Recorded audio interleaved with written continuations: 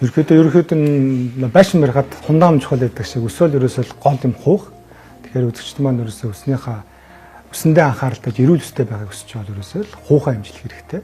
Одоо сүүлийн үед угаасаа цаг ураас шилтгаалаад, хоол хүнснээс шилтгаалаад өсний хуух аягүй их гэмтдэг болсон байна. Хэрэглэж байгаа бүтээтгүүнүүдээс хамаарат. Тэгэхээр ямар шампунь хэрэглэхээ хүртэл аягүй сайн мэддэг байх хэрэгтэй. Органик те байгалийн гаралтай бүтээтгүүнүүдийг төлхөө хэрэглэж явах хэрэгтэй. Хүн өөрөө байгалийн бүтээтгүүн учраас эсвэл байгалийн гаралтай зүйл хэрэглэжээч хүн бол эрүүл байгаад байгаа.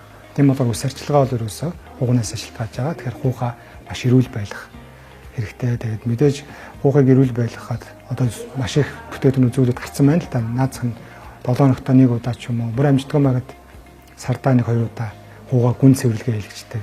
Гүн цэвэрлэгээний одоо заавал дэрэг тэжээлэн тосоор ч юм уу хийх шаардлагагүй.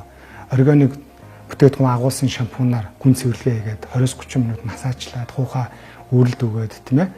Уурын аппаратны суух буюу чийг өгснөөр хуухмаар бүрэн цэвэрлэгдэж эрүүл болж ирдэг. Тэгснээр өсмөнийхэн ургалдууд хурцж эхэлдэг.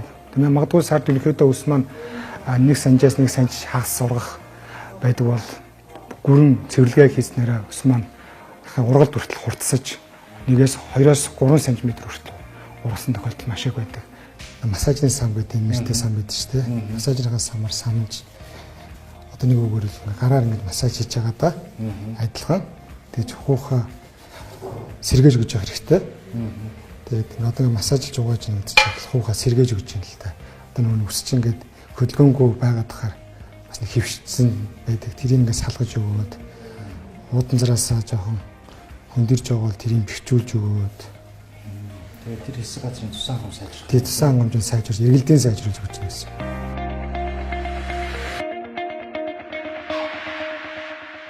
Үсний гол үндэс бол ерөөсөө хух. Хух эрүүл авах юм бол таны ус эрүүл гэсэн үг. Хүмүүс үсээ имжлээд байдаг. Гэтэл хух маань имжлэгдэг учраас ус маань буцаад нөгөө гараад байгаа. Нөгөө нэг хэрэглэсэн бүтээтгүн чанаргүй байна, муу байна.